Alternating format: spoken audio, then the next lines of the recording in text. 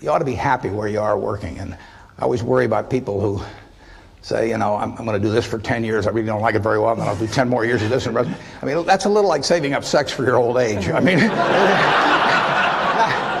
not a very good idea. When I started Microsoft, I didn't think of it as all that risky. You've always got a job with me, Bill. And the thing that was scary to me wasn't quitting and starting the company. It was when I started hiring my friends and they expected to be paid.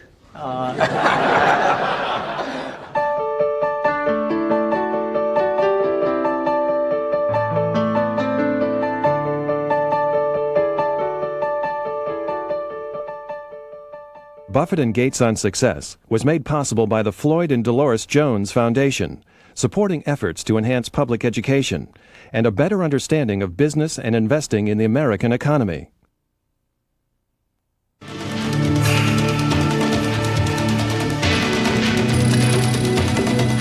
This program is brought to you by the NASDAQ stock market. Timely investment information is available at NASDAQ.com. And by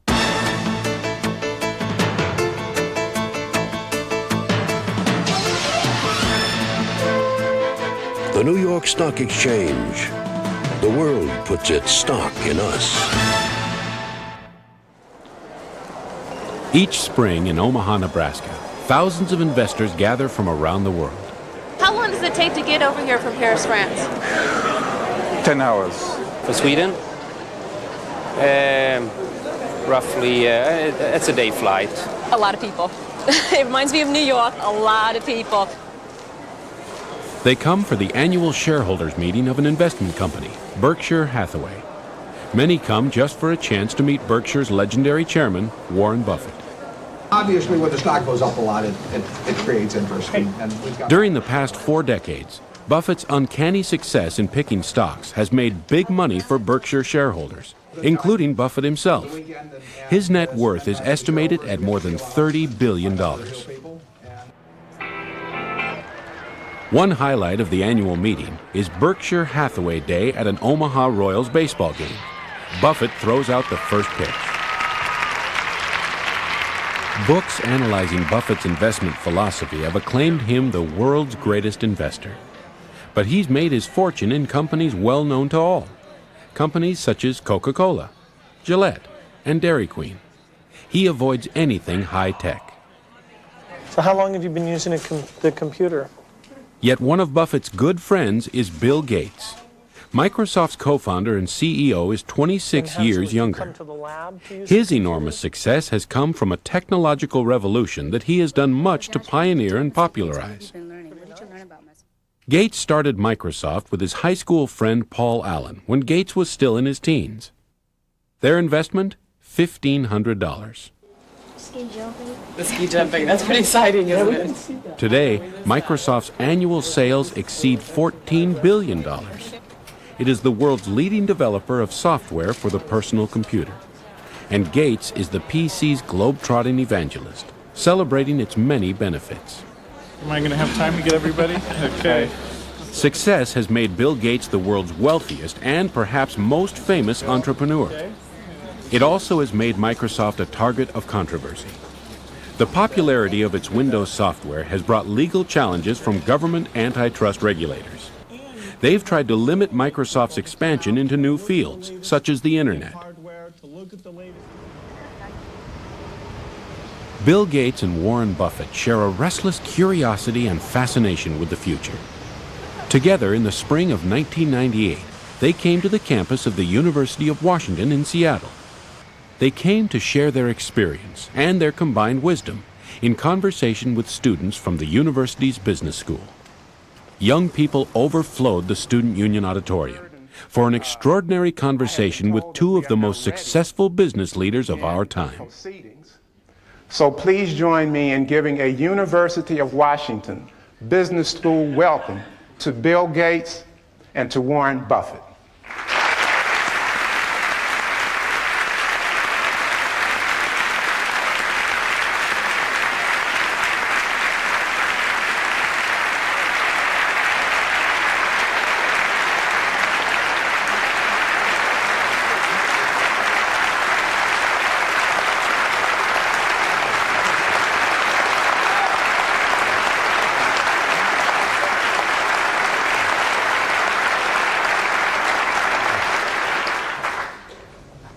Well, I thought I ought to start this off by announcing that Bill and I have a small bet as to who would get the most applause. And I suggested that I bet my house against his, but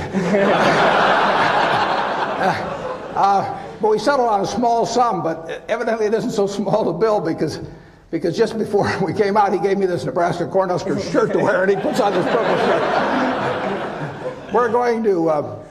We're going to answer your questions. Whatever you want to talk about is fine, and we don't want any softballs. And I thought by wearing this Cornhusker shirt that I could guarantee hardballs right in my head. When we went to the game last year, about halfway through the first quarter, Bill said, "What's that big N stand for on those guys of yours?" I said, "Bill," I said, "what the hell?" I said, "It's knowledge." We all agree on that in Nebraska. Well, they've asked us to start out talking with the two of us on one question, but then it's going to be your questions, and we're going to just have you line up behind the microphones, and we'll go back and forth. They did ask that we might start off with talking about sort of what got us here, and it's pretty simple in my case. It's not IQ. I'm sure you'll all be glad to hear that. But everybody in this room has more IQ than they need to do my job. The big thing is rationality. And in other words, I always look at IQ and talent as sort of representing the horsepower of the motor. But then in terms of the output, the efficiency with which the motor works, that depends on rationality, because a lot of people start out with 400 horsepower motors and get 100 horsepower of output. And it's way better to have a 200 horsepower motor and get it all into output. And so why do smart people do things that interfere with really getting the output they're entitled to? And it gets into habits, into character, into temperament, and it really gets into behaving in a rational manner and not getting in your own way. As I say, everybody here has the ability absolutely to do anything I do and much beyond. And some of you will and some of you won't. But it will, the ones that won't, it will be because you get in your own way. It won't because the world doesn't allow you to. It will be because you don't allow yourself to. So I have one little suggestion for you. Pick out the person in the class that you admire the most, and then write down why you admire them. Put down a list of qualities. You're not to name yourself in this, incidentally. And then put down the one that frankly you could stand the least in the whole group, and put down the qualities that turn you off in that person. Then look at that list, and you won't find it's a bunch of things like throwing a football 70 yards or anything of the sort. The qualities of the first one that you admire are qualities that you, with a little practice, can make your own, and which, if practiced, will become habit forming. The chains of habit are too light to be felt until they're too heavy to be broken. I mean, my age, I can't change any of my habits. I mean, I'm stuck. But at your age, you will have the habits 20 years from now that you decide to put into practice today. So I just suggest that you look at the habits you admire in others, or the behavior you admire in others, and make those your own habits, and you look at what you really find somewhat reprehensible in others, and just decide, those are things you're not going to do. Ben Franklin did that a few hundred years ago, and it still works today. And if you do that, you'll find that you convert all your horsepower into output. So with that sermon, I'll let Bill give you another one, and then we'll get into your questions. Well, I think Warren's absolutely right about habit. I was lucky enough when I was quite young to have an exposure to computers, which were very expensive and kind of limited in what they could do, but still fascinating. And some friends and I really talked about that and decided that they would change because of a miracle technology of chips into something that everybody could take advantage of.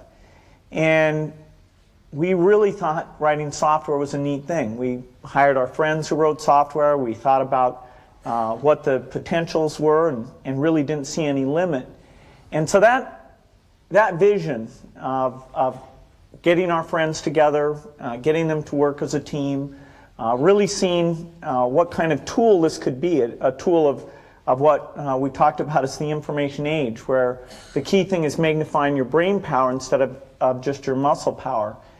And by pursuing that with a pretty incredible focus and being there at the very beginning of the industry, we were able to build a company that has played a very central role in what's been a pretty big revolution. Now, fortunately, the revolution is still at the beginning. It was 23 years ago when we started the company, but there's no doubt that taking the habits we formed and sticking with those, which would be hard to change, the next 23 years are going to give us a lot more potential and maybe even get us pretty close to that original vision, which was a computer on every desk and in every home. And that's a fun thing to be involved with. Okay, fire away. I was wondering how you define success personally. Well, I can certainly define happiness because that's what I am. I mean, I mean, I get to do what I like to do every single day of the year, and I get to do it with people I like, and I don't have to associate with anybody. Causes my stomach to churn. The only thing in my job I don't like, and this only happens about every 3 or 4 years, occasionally I have to fire somebody, and I don't like. That's the only thing. Other than I tap dance to work, and I get down there, and I think I'm supposed to lie on my back and paint the ceiling, or something like Michelangelo. I mean, that's the way I feel, and it doesn't diminish. It's tremendous fun. So, if they say that success is getting what you want and happiness is wanting what you get. Well, I don't know which one applies in this case, but I do know that I wouldn't be doing anything else. I mean, I do advise you, when you go out to work, go to work for an organization that you admire, people you admire, because it'll turn you on, and you ought to be happy where you are working. And I always worry about people who say, I'm going to do this for 10 years. I really don't like it very well, and then I'll do 10 more years of this. I mean, that's a little like saving up sex for your old age. I mean, not a very good idea. So get right in. You would recommend that. Get right into what you enjoy, and you'll be successful at it. You really will. I mean, you won't be able to miss. And that's. I don't regard what I do as the most important thing in the world at all, but it's right for me. I mean, I happen to be wired in a certain way that what I do works in this. If I had to do what Bill does, I mean, it lasts about 10 minutes, and that's true of a lot of things. But luckily, I kind of stumbled into the thing that I do best, and that it's worked out well. Bill? Well, I think that the key point there is you've got to enjoy what you do every day. And for me, that's working with very smart people. It's working on new problems. Every time we think, hey, we've had a little bit of success, we're pretty careful not to dwell on it too much, because the bar gets raised. People's expectations of the products, we've always got customer feedback telling us the machines are too complicated, they're not natural enough. And the competition, the breakthroughs, the research, make the field I'm in, I think, the most exciting field there is. There's some other good fields. Biotechnology is a good field because it's changing the world of medicine and health. But the computer industry, in particular software, I think is the most exciting, and I think I have the best job in that business. Don't you think Dairy Queen is more important to the country? You can manage Dairy Queen. Yeah. I'll go and buy the dilly bars. Yeah, I'm counting on it. We'll raise the price when you come. Okay.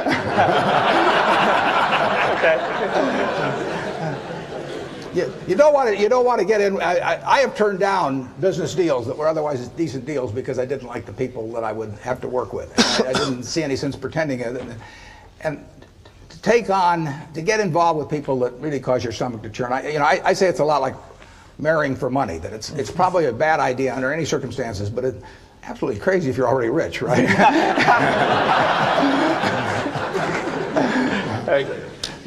Both of you are innovators in your given industry. I was wondering what your definition of innovation is. Well, I don't do a lot of innovating in what I do. I mean, my job, I really have just two functions in my job. One is to allocate capital, which I enjoy doing, and the second one is to have a group of managers, to keep a group of people, 15 or 20 managers, enthused about what they do when they have no financial need to do it whatsoever. At least 3/4 of the managers we have are rich beyond any possible financial need, and therefore my job is to figure out how to cause them to want to jump out of bed at 6 in the morning and work with all of the enthusiasm they did when they were poor and starting. And if I do those two things, they do the innovation. But Bill innovates. Now he can tell you about it. Well, the technology business has a lot of twists and turns, and that's partly why it's such a fun business, is that no company gets to rest on its laurels. IBM was as dominant or more dominant than any company will ever be in technology. That's just not going to happen again. And they had the smartest people, and they had all the customer feedback, and yet they missed a few turns in the road. And so that makes you wake up every day thinking, let's try to make sure today's not the day we miss the turn in the road. Let's find out what's going on in speech recognition. Let's go find out what's going on in artificial intelligence. Let's make sure we're hiring in the kind of people who can pull those things together and make sure we don't get surprised. Sometimes we do get taken by surprise. For example, the internet came along, and we had it sort of as a 5th or 6th priority. It wasn't like somebody said internet to me and I said, oh, I don't know how to spell that. I said, yeah, I got that on my list, I'm okay. But there came a point where we realized it was happening faster, and it was a much deeper phenomena than it had been recognized in our strategy. And so that was a case where, as an act of leadership, I had to create a sense of crisis and have a couple months where we all just threw ideas and sent electronic mail around, went on a bunch of retreats, and then eventually coalesced around a few ideas where we said, okay, here's what we're going to do, here's how we're going to measure ourselves internally, and here's what the world should think, here's what we're going to tell them about what we're going to do. And that kind of crisis is likely to come up every 3 or 4 years or so. Next time it comes up, remember Yogi Berra, Bill. When you reach a fork in the road, take it. Growing up, who were your biggest role models, and what kind of a role did they play in your success? I had great parents, both of whom were involved in lots of interesting activities and would come home and talk to us about the world of business or law or politics or the charitable activities they were involved in. And so that made us, myself, my sisters always thought about, well, what are we going to do out there? They had us as avid readers, and so we had pretty broad interests in reading. Scientists were a group that I gravitated to because this notion that just out of their heads they came up with neat ideas, that sort of fascinated me. So quite a bit of the time I thought I'd be a mathematician or a scientist. It was only when I got to Harvard that I started to think of this sort of all-absorbing hobby I'd had, computer stuff, which I just thought, okay, I got to get rid of this, and decided to do something serious. I started to realize, this is pretty serious, and it's actually more interesting and more impactful than going and trying to come up with a new theory in math or anything else. And so I had that dilemma for a couple of years, but eventually decided that computers really was a great thing to be involved with. Yeah, I think you're 100% on the money in focusing. I would, instead of calling them role models, I call them heroes, actually. And I think if you tell me who your heroes are, I can tell you how you're going to turn out to quite an extent by this point in life. And I have been extraordinarily lucky in that none of my heroes ever let me down. I mean, the ones I came up with throughout their lives, I've never felt that I've been let down in any way with it. Number one was my dad, and had a huge impression on me. My wife, who is here, is one of my heroes. I mean, she is, in terms of she's taught me a tremendous amount, and never seen anybody any better with human beings than she is. And you can, Yogi Berra again said you can observe a lot just by watching, and I watched my dad, and I've watched her, and I had a professor, Ben Graham, back at Columbia, and had a huge impact on me. So I have been lucky in that I've had terrific heroes, and they haven't let me down, and that takes you a long, long way. I've gone through one or two periods where we're kind of tough in life, but not. I mean, everybody's had that, but having the right heroes will take you right through it. The internet exposes us to vast amounts of information, and in particular, children are being exposed to more and more complex issues at very young ages. Yourself being a father, Mr. Gates, I was wondering if you had any comment on the access now to information, and how do we handle that? Well, definitely the internet has every kind of information you can imagine. All the worst things and best things that people are interested in are out there in great quantity.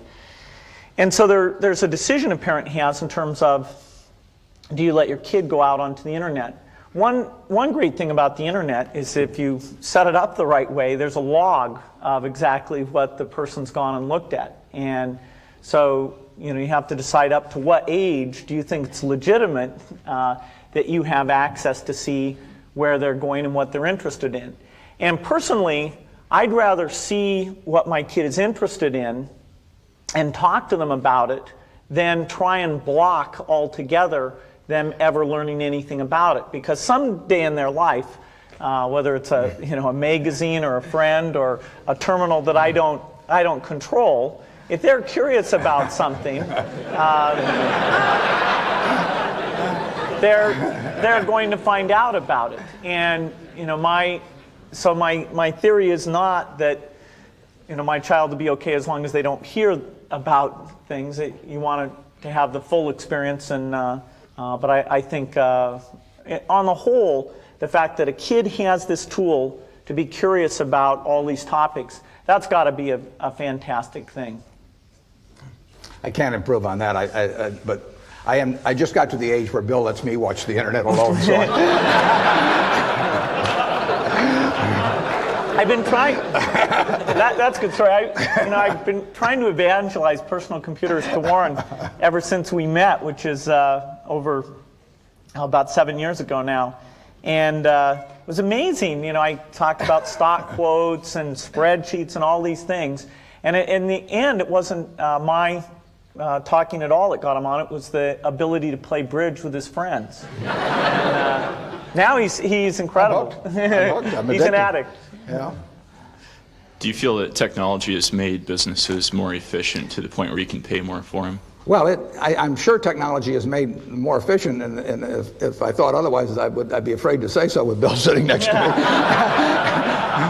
But a lot of things in business, including maybe much of technology, really has the same effect as if you went to a parade and the band started coming down the street, and all of a sudden you stood up on tiptoe. I mean, in another 30 seconds, everybody would be on tiptoe. It'd be hell on your legs, and you wouldn't be seeing any better. And there is that aspect to business, that there's a self-neutralizing aspect. Now, Bill, tell them how much technology you'll make for them. No, I think there's definitely a lift, a one-time lift, where you go from not using technology well to using it well, particularly if U.S. companies are doing that better than their competitors outside the United States. And so you get all this ability to communicate, and so you get global scale in a lot of businesses that wouldn't have had it before. If you look at the really big earners in that, who are generating this 20% return on equity, a lot of them are companies like Coke or Microsoft or Boeing or GE, which are going to that worldwide marketplace. And I know every one of those has been helped by technology. But that cannot explain why 10 years from now they'd be getting that type of return on equity. There's something almost certainly ephemeral about current conditions. Capitalism tends to be self-neutralizing in terms of improvements, but that's marvelous, because it means we've got better everything than we would have otherwise. But the real trick is to stand up on tiptoe and not have anyone notice it. I mean, if you can do that, then you do very well. Yeah. Bill, Warren. The world is becoming a much smaller place, both in technology and in finance. How do you see yourselves as businessmen taking your businesses globally, and how do you view that individually as a person? Well, I've got an easier answer, so I'll let Bill think while I give the easy answer. We don't do it directly. I mean, our two largest commitments are Coke and Gillette, and Coke has 80% of their earnings coming from abroad, and it'll be larger in the future. Gillette has 2/3 of their earnings coming from abroad, and that'll be larger in the future. So they are participating in a worldwide improvement in living, and they'll continue to participate. So we do it by piggybacking them, and I can sit in Omaha, and let Doug Ivester at Coke fly all over the world and do a tremendous job doing it. Bill has to get out there and do it for Microsoft, and I'll let him tell you how. One great thing about our business is it is global. That what do you need in a spreadsheet? About the same thing in Korea and Egypt as you need in the United States. And the PC standard is a global standard. We have to do some adaptation for the local languages, and that's a fun part of our business, understanding bidirectional languages and the large alphabets that you have in Chinese, Japanese, and Korean. And over the years, we've gotten very, very good at that. In fact, our market share is much higher outside the United States than it is inside the United States, because it's relatively hard to set up subsidiaries, understand local conditions, local distribution, and relationships. And so, since most of our competitors are in the US and aren't as good at doing international business, we thrive even better in these other countries. Most of our growth will come from outside the United States. The United States will get to the point where it's largely a replacement market. Most homes and business desktops will have PCs. Now that doesn't mean they won't replace them, that they won't want better software that can see, listen, and learn. But outside the US, we still have that early slope phenomena. So it's very much a global business. When you think about it, many of you are probably too young to remember with clarity. Anyway, 15 years ago, this country almost had an inferiority complex about its ability to compete in the world. And with software and the whole development of the computer, now the rest of the world is looking to us, and Bill has played a big part in that. I mean, he has contributed in a major way to a change in our attitude about this country and the world's attitude about this country. So, what impelled you to make a trip together to China in 1995, and what's your perception before and after the trip? And most interesting, the next question is, what has that trip affected your global business decision in that region since? Well, we went to China for a lot of reasons, partly to relax and have fun. We found a few McDonald's there, just so we didn't feel too away from home. It was also exciting to go and see all the changes taking place. I mean, it's so amazing what's going on there. And we saw different parts of the country, got to see some of the leaders. It's a market that Microsoft had already been investing a lot, and we've upped that quite a bit since then. Although about 3 million computers get sold every year in China, people don't pay for the software.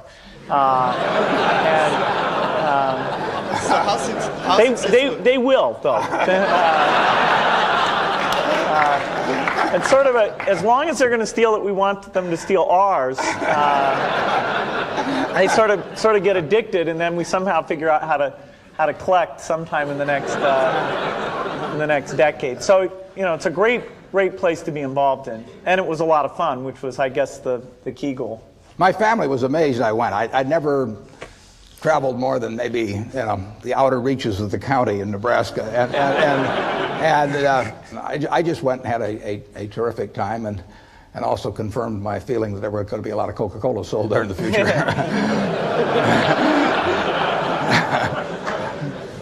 I told everybody over there it acted as an aphrodisiac. I don't know whether.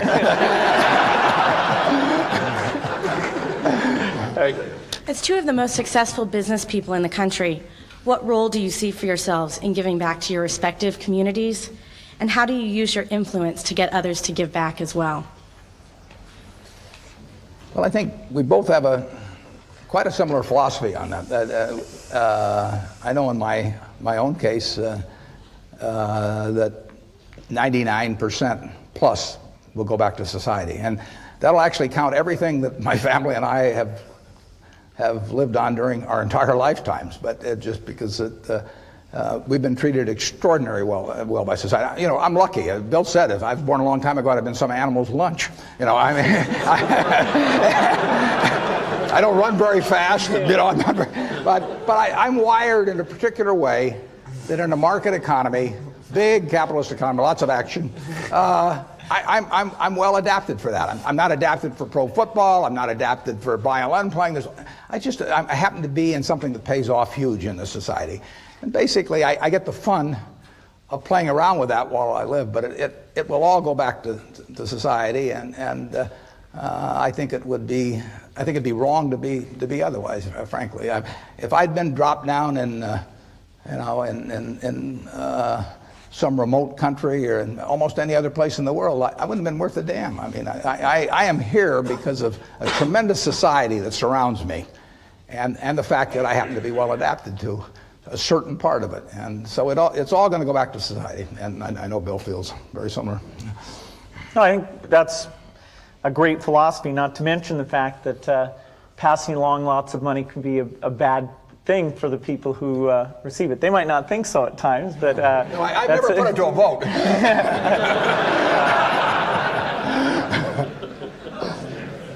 No, I really don't think it's. I don't think it's right that frankly, I don't think it's right that the quarterback of the Nebraska football team next year should be the eldest son of the quarterback of 22 years ago. Nor do I think that our Olympic team in 2000 should be chosen as to be from the same family that was on the Olympic team in all the respective sports in 1976.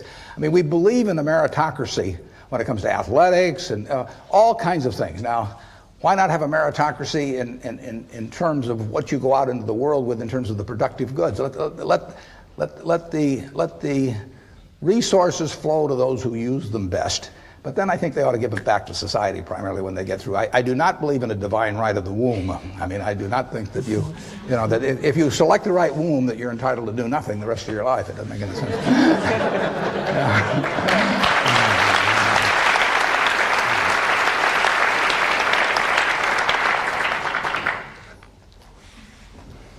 Hi, there's been a lot of discussion about how the information age is revolutionizing society.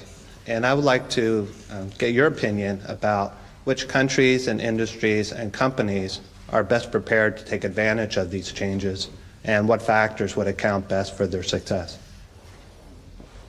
Maybe I'll start with that. If you look at what's happened in personal computers or what's happened in business in general, in terms of how we allocate capital and let labor move around, the United States has emerged in a very strong position. And so the first beneficiary of all this information technology will be the United States. There are a few other areas like Singapore, Hong Kong, the Scandinavian countries, where they're adopting the technology at basically the same rate that we are. There's a few countries that even relative to their level of income are going after the technology because they believe so much in education. In Korea and many parts of China, we see incredible penetration of personal computers, even at very low income levels, because they basically decided it's a tool to help their kids have access to information and to get ahead. The whole world is going to benefit in a big way. You know, there'll be this shift where instead of your income level mainly being derived by what country you're in, it'll be derived by what your education level is. So today, a PhD in India doesn't make nearly as much as a PhD in the United States. Well, as you get the internet allowing services and advice to be transported as efficiently as goods are being transported through shipping and all those things, then you'll get essentially an open market bidding for that engineer in India versus the engineer here in the United States. And that benefits everyone because you're taking better advantage of those resources and people are better off. So the developed countries will get the early benefit from these things. In the long run, the people who are lucky enough to get a good education in developing countries will actually get an absolute, the biggest boost from all these things that go on. I didn't get it at first, but it's huge, and it will change the world, the technological revolution in dramatic ways and quickly. Ironically, our approach to that is just the opposite of Bill's, but that his is the right one for the world. Ours is the right one for me. I look for businesses where I think I can see what they're going to look like in 10 or 15 or 20 years. We don't own any, but if you take Wrigley's chewing gum, I don't think the internet's going to affect how people chew gum. You know, and Bill probably does. I mean, but I don't think it's going to affect the fact that Coke will be the drink of preference and will gain in per capita consumption around the world. I don't think it'll change whether people shave or how they shave, or the fact that they like a better shaving system, as the Mach 3 is going to be very shortly, I might add. So we are looking for the very predictable, and you won't find the very predictable in what Bill does. You'll find the more exciting things, the things that are going to change society more. And so I have a little different opinion. As a member of society, I applaud what he's doing, and as an investor, I keep a wary eye on it. And that's. It's a different approach to investing. Most people think of that all as opportunity, and it has been opportunity. Every internet stock has gone crazy here in recent months, but I don't know how to look at one or the other and tell the winners. Yeah, this is an area I agree strongly with Warren on. I think the multiples of technology stocks should be quite a bit lower than the multiples of stocks like Coke and Gillette, because we are subject to complete change in the rules. You know, I know very well that in the next 10 years, if Microsoft's still a leader, there will have been at least three crises that we will have had to really prove our excellence in. I accidentally once, when we were on a panel with the CEO of Coke, I said something like, I couldn't run my business when I get to be 60 because it's such a hard business, not like Coke. And I offended him without meaning to. You won't offend me. I want to be in a business I can run when I'm 100 because I plan to do it. I'm going to retire about 5 years after I die. Maybe. Starting a new company is very risky. How do you determine when is the best opportunity to start a new company, and how can you get people to support you? Well, when I started Microsoft, I didn't think of it as all that risky. I mean, I was so excited about what we were doing. It's true I could have gone bankrupt, but I had a set of skills that were highly employable, and in fact, my parents were still willing to let me go back to Harvard and finish my education if I wanted to. You've always got a job with me, Bill. And the thing that was scary to me wasn't quitting and starting the company. It was when I started hiring my friends and they expected to be paid. And then we had customers who went bankrupt, customers that I'd counted on to come through. And so then I got this incredibly conservative approach that I wanted to have enough money in the bank to pay a year's worth of payroll, even if we didn't get any payments coming in. And I'm almost true to that the whole time. We have about 10 billion now, which is pretty much enough for the next year. Anyway, if you're going to start a company, it takes so much energy that it better overcome your feeling of risk. I don't think that you necessarily, if you're going to start a company, should do it at the start of your career. I think there's a lot to be said for working for a company, learning how they do things. If you're young, it's hard to go lease premises. They made that hard for me. You couldn't rent a car when you were under 25 at the time, so I was always taking taxis to go see customers.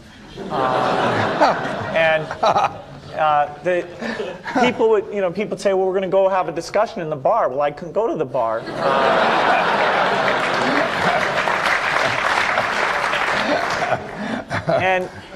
But that's fun, because I'll tell you, when people are first skeptical and they think, oh, this kid doesn't know anything, then when you show them you've really got a good product and you know something, they actually tend to go overboard and they think, whoa, they they know a lot. Let's really do an incredible amount with these people. So our youth, at least in this country, was a huge asset for us once we reached a certain threshold. It is hard. It's hard to hire older people because they'll be a little bit conservative about whether they should come and take the risk. And it took 3 or 4 years before we could go out into the normal sort of employment pool. But those problems that come with starting a firm, you better think of those as part of the pleasure, part of the challenge that is part of the excitement. I was curious what each of you felt was the best business decision you'd made throughout your career. The best what? Business decision. I think just jumping in the pool, basically. I mean, I've always enjoyed what I've done, and a few things have worked out very well. And the nice thing about the investment business is that you don't need very many. But you'll see plenty of times when you get chances to do things that just shout at you. And the thing you have to do is when that happens, you have to take a big swing. I mean, that is no time to be reading a book on the theory of diversification. I mean, that is the time to put very significant. When you find something where you know the business, it's within your circle of competence, you understand it, the price is right, the people are right, then you take your thumb out of your mouth and you barrel in. We were talking at breakfast this morning about of all Warren's investments decisions, which was the worst decision? Which it's amazing, and they're tough to find because he's the track record's unbelievable. But we, I think, decided that by some metric, buying the company that his company is named after was probably the worst investment decision. That's true. I mean, we went into a terrible business because it was cheap, and it's what I refer to as the used cigar butt approach to investing. You know, that you see the cigar butt down there, it's soggy, it's terrible, but there is one puff in it and it's free. And that's what Berkshire was when we bought it. I mean, it was selling below working capital.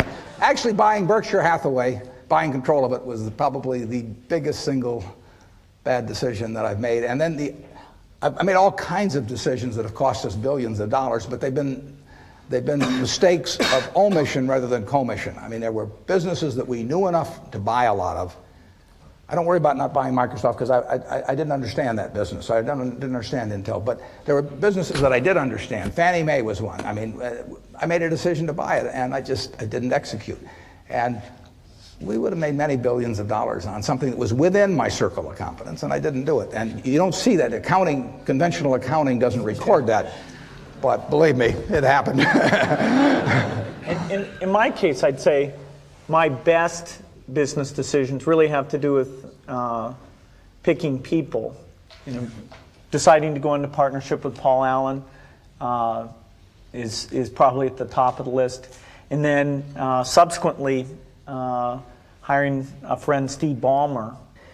And having somebody who you totally trust, who's totally committed, who shares your vision and yet has a little bit different set of skills, and also acts as a check on you. Some of the ideas you come up with, you run by them because they're going to say, hey, wait a minute, have you thought about this and that?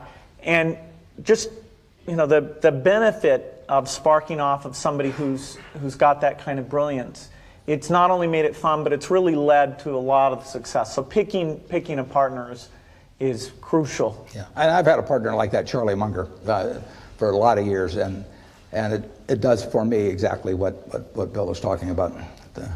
Charlie, and so you have to calibrate with Charlie, though, because Charlie says everything I do is dumb, but but if he says it's really dumb, then I know it is. But if he just says it's dumb, I take that as an affirmative vote. Go ahead. If you can change one thing in your life, what would it be and why? My age.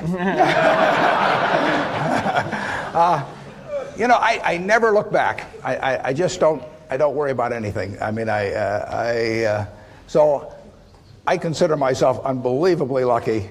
So the idea of saying I could have even been a little luckier if this or that had happened, I could have been a lot better looking, or I could have been a better athlete, or all that stuff. But so what? You play the hand you get. you play it as well as you can, and you're thankful if you're lucky enough. The odds were, when I was born, the odds were over 50 to 1 against me being born in the United States. I mean, I had a 2% probability, you know. If I'd known that, I might have given up and not come out. I mean, but here it was, you know. I was lucky enough to be born here, and I was lucky enough to have two terrific parents, and they raised the three kids in a way that helped me enormously in life. So, I mean, when you got all that going for, I just don't think you look back and think about anything that could be changed better. I'm thankful. Isn't there at least one bridge hand you would have played differently? Well, I have a partner who says I should have played every bridge hand differently. I asked her one time, I said, how should I play that hand? And she said, under an assumed name.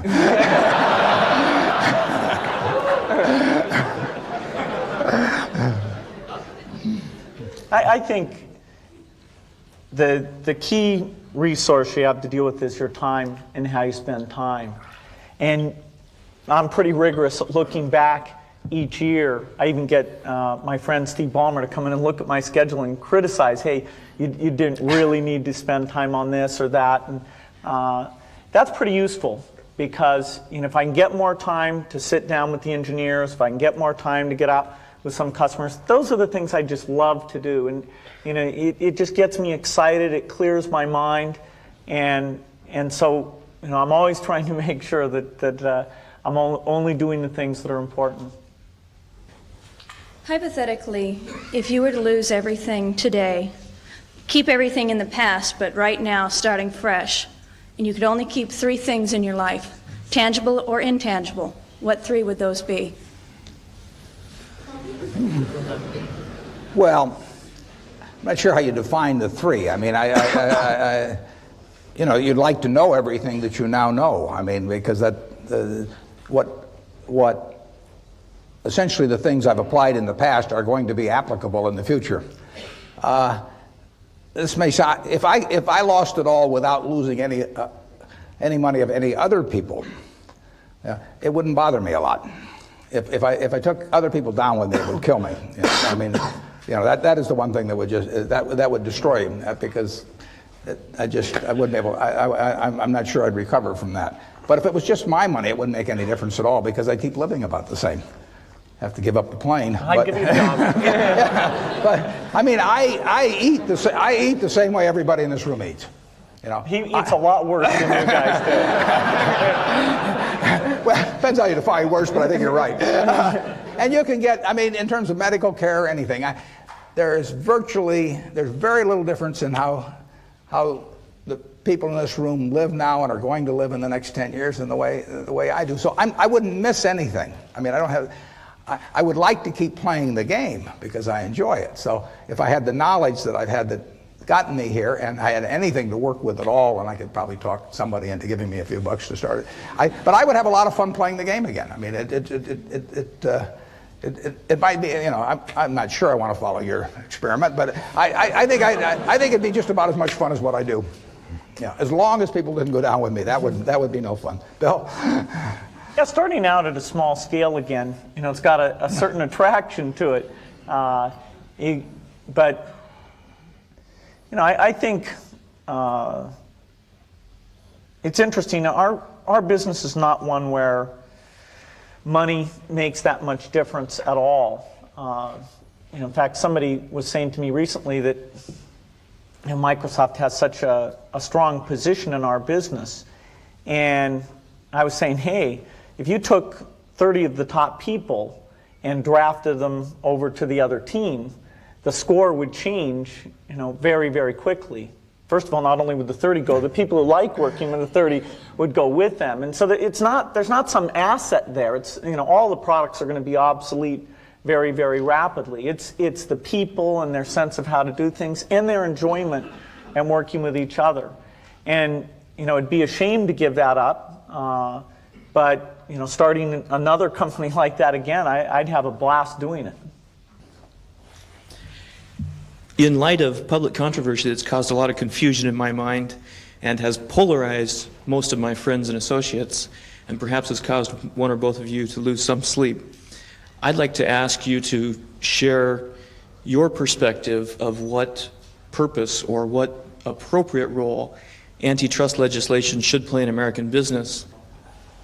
I am no antitrust scholar. I think well, I met Bill 8 years ago, and he's a terrific teacher, and so he spent about 6 or 7 hours explaining his business to me. And he actually, I mean, here I am, the world's biggest dummy on technology, but he explained it to me pretty darn well. And when he got through with it, I bought 100 shares of stock just to keep track of him. And I think that shows two things. One is that I've got an IQ of about 50. And the second is, I didn't think he had any monopoly.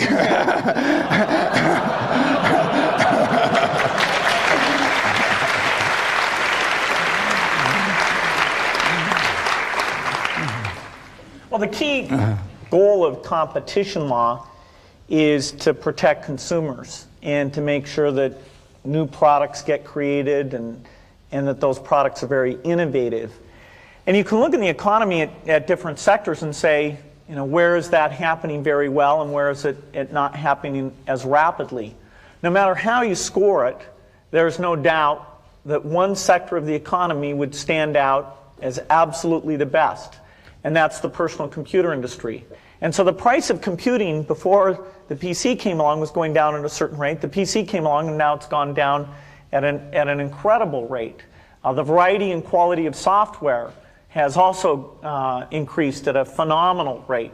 We're absolutely at the peak of that today. The number of new software companies being started, the number of software jobs, the level of investments, the number going public. I mean, it's way beyond even what it was 3 years ago. It's on a big uptake. And so consumers are doing very, very well.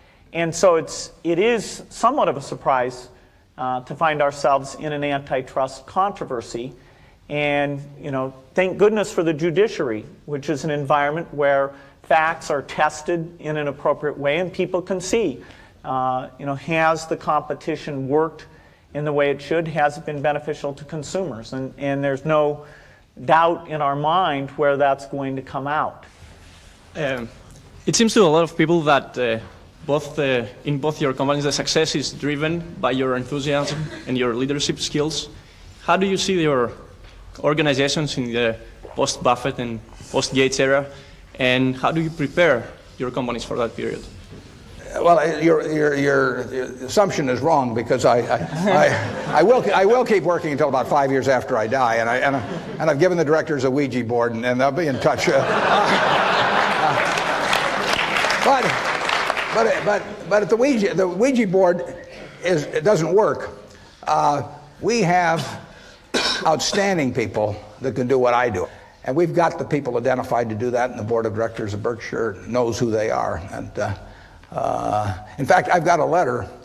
I've already sent out a letter that tells what should be done, and I've got another letter that's addressed, which will go out at the time, and it starts out, "Yesterday I died," and then it just tells what the plan for the company is, and it's all taken care of. It's all written.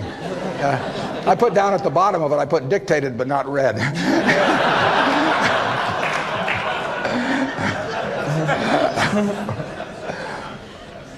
Yeah, my attitude is a lot like Warren's. I want to keep doing what I'm doing for a long, long time.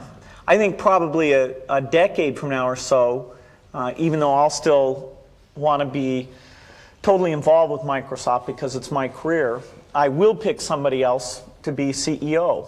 And see some hands in the audience. That's a big transition for a company. You know, sometimes you find somebody who does better, and sometimes you don't. And no, I actually am interested in people who want the job. It's got some fun parts to it.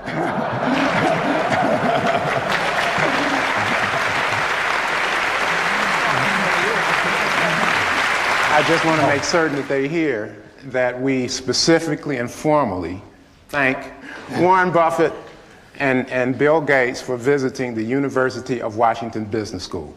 And please show them your appreciation as I show them out of the auditorium. Thanks again.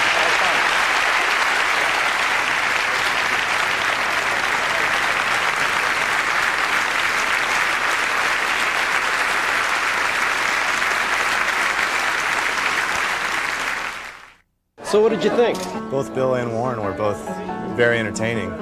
And a lot of the questions are on a personal basis, so that was kind of nice to see another side of them as opposed to the business side. Warren Buffett's comments about being true to yourself and following what it is that feels right rang true to me. That was good to hear that message, especially from someone who's been so incredibly successful in what he's done. Both of them mentioned about in order to succeed, you must be happy in what you do, and that I find it to be much more important than acquiring wealth and fame, in the sense that you have your internal sense of achievement, that you have done something that is different.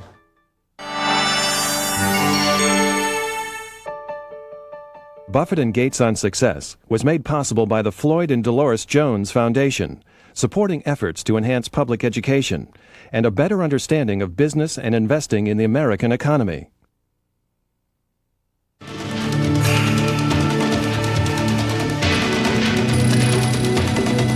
This program is brought to you by the NASDAQ stock market. Timely investment information is available at NASDAQ.com. And by